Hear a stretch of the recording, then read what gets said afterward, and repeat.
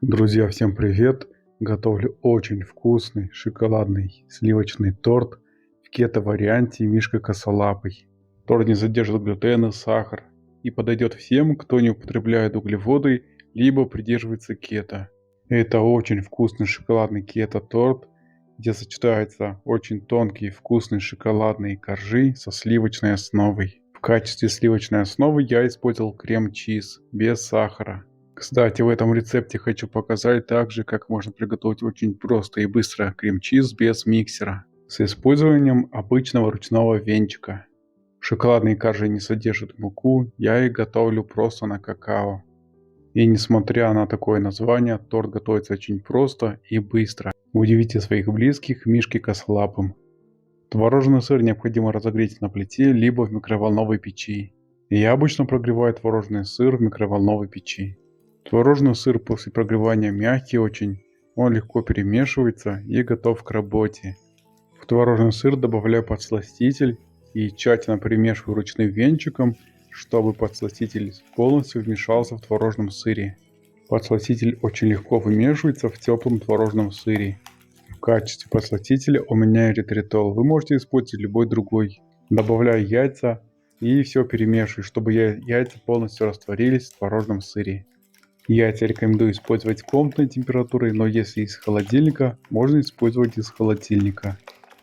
Добавляю какао-порошок и разрыхлитель и тщательно перемешиваю, чтобы сухие ингредиенты полностью растворились.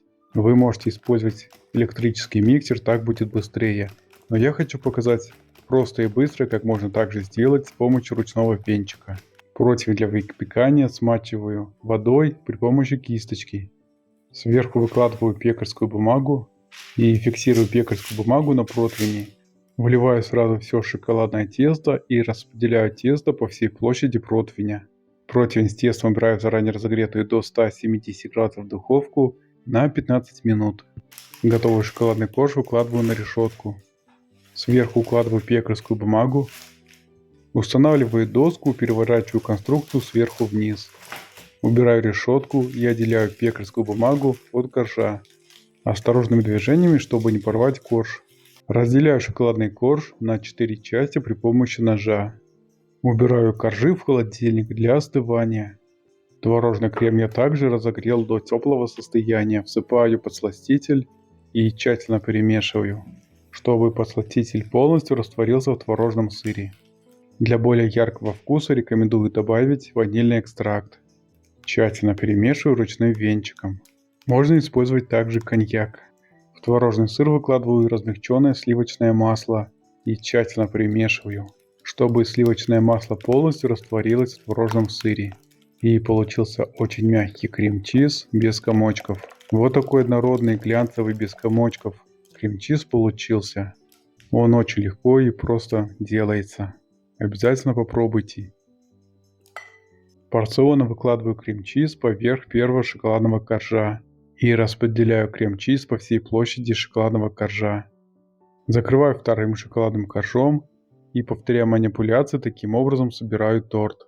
Очень важно, распределяя крем, формировать кремовые бортики. Тогда торт будет иметь ровную и четкую форму. Если крем-чиз получился очень мягкий, уберите его в холодильник, чтобы он остыл. И собирайте торт уже с более остывшим крем-чизом. Шоколадные коржи на момент сборки должны быть максимально охлажденные.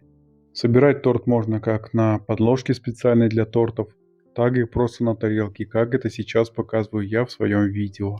Закрываю торт последним коржом, выкладываю крем и распределяю крем по всей площади шоколадного торта. При этом свожу часть крема на боковины и выравниваю боковины торта при помощи волшебной палетки. Часть крема также необходимо оставить совсем немного для финишного покрытия. Убираю торт в холодильник. Для приготовления шоколадной помадки шоколад какао тертый необходимо разогреть в микроволновой печи либо на плите. И вместо тертого какао вы можете использовать просто темный шоколад без сахара. Я уже растопил свой тертый какао, он полностью разошелся, полностью жидкий, нет никаких комочков, крупинок, он готов к работе. Вливаю тертый какао поверх оставшегося крема и тщательно вымешиваю, чтобы получилась однородная шоколадная помадка. Если шоколад не вымешивается, значит вам необходимо разогреть. Уберите просто шоколадную помадку на плиту, либо в микроволновую печь ненадолго.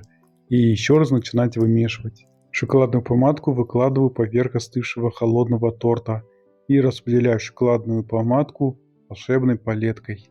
Сначала сверху, а затем свожу шоколадную помадку на боковины и распределяю шоколадную помадку по боковинам торта. Я не всегда использую тертый какао, можно просто купить любой шоколад темный без сахара. Таких сейчас очень много продают, и использовать его для изготовления вот такой шоколадной помадки. Крем я всегда использую на глаз, то есть я не измеряю крема, просто смотрю, чтобы в пиалке оставалось немного крема, как раз чтобы можно было закрыть вот такой объем небольшого торта. Перед подачей рекомендую обсыпать торт какао-порошком, чтобы он имел завершенный вид. Шоколадный кето-торт Мишка Косолапый получился очень вкусный. Он понравится всем любителям шоколада и выпечки из шоколада. Гармоничное сочетание шоколадных коржей на какао и сливочный крем-чиз идеально в этом рецепте. А самое главное, такой торт можно употреблять без вреда для здоровья, потому что здесь нет глютена и добавленного сахара. Он отлично вписывается для всех, кто не употребляет углеводы либо придерживается кето-питания. Я готов есть этот шоколадный торт хоть каждый день. Настолько вкусный и простой в приготовлении он получается. Друзья, готовьте со мной очень вкусную и полезную выпечку на канале. Приятного аппетита!